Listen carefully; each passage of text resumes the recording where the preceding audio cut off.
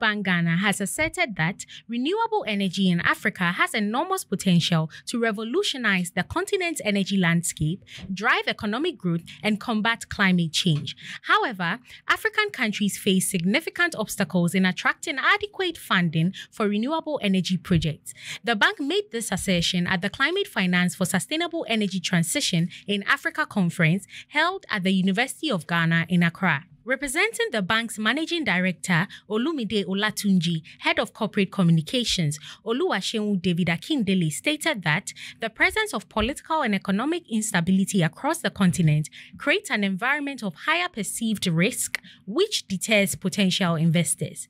Moreover, currency volatility and exchange rate risk, inconsistent or inadequate renewable energy policies and regulations, and other factors pose additional risk for investors and contribute to limited access to capital.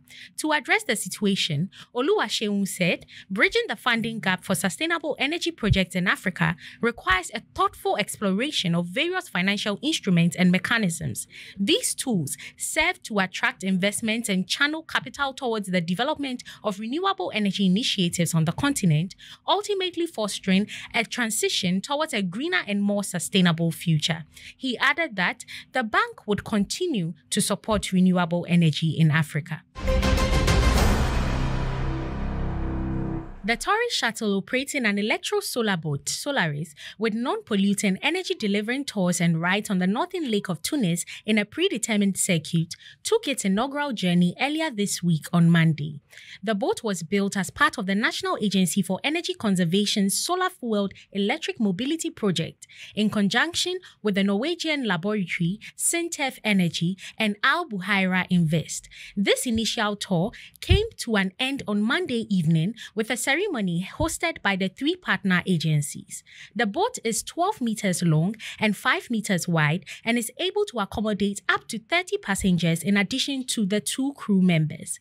According to project coordinator and Sintef representative Moe Jema, the project was funded by a United Nations donation of $1 million and co-financed by Al Buhaira to the tune of about 2 million Tunisian dinars, with the boat's construction cost standing at 1.5 million Tunisian dinars.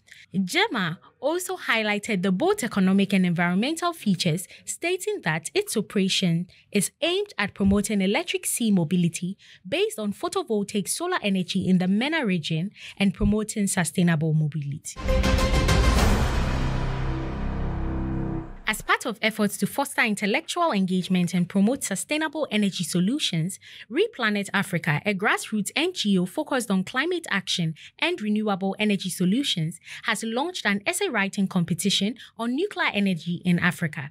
According to Patricia Nateza, coordinator of Replanet Africa, the competition aims to ignite a dialogue and encourage innovative thinking on the role of nuclear energy in Africa's future. It is open to university students across the African continent. The NGO said in a statement that the competition seeks to improve and empower the next generation of leaders and thinkers to actively shape the energy future. The winning student will receive a laptop computer as well as a 3-day tour to a nuclear power facility in either South Africa, the Netherlands, or the UK. Meanwhile, with around 600 million Africans lacking access to dependable energy sources, Replanet has advised countries on the continent to consider nuclear energy alternatives to help address the continent's energy supply challenges. A Bloomberg intelligence report has found global wind installations might reach 110 gigawatts this year, up from 87 gigawatts in 2022. A double-digit growth rate could also be maintained in 2024 to 2026. According to BI's Global Wind Energy Mid-Year Outlook, nearly half of 2023 capacity increases are projected to be in China, with Goldwind, the country's largest turbine producer, expected to enhance top-line growth by 16%. BI senior clean energy analyst Rob Barnett said global wind additions could rebound to about 110 gigawatts in in 2023 after dipping to 87 gigawatts last year, that there's scope for that figure to soar to nearly 150 gigawatts to 190 gigawatts by 2027, propelled by the Inflation Reduction Act, REPowerEU, and other favorable policies. According to BI, European wind turbine companies' consensus sales growth is lagging behind the International Energy Agency's net zero forecast, but BI sees the possibility for significantly faster progress. European manufacturers, Vestas, Siemens Energy's renewable energy unit, and Nordex's top lines could grow by an average of 10% each year between 2023 and 2026, according to the report. BI believes that favorable economics and policy support could buoy 2024 to 2025 growth. The IEA's accelerated scenario calls for annual installations to climb to about 190 gigawatts by 2027.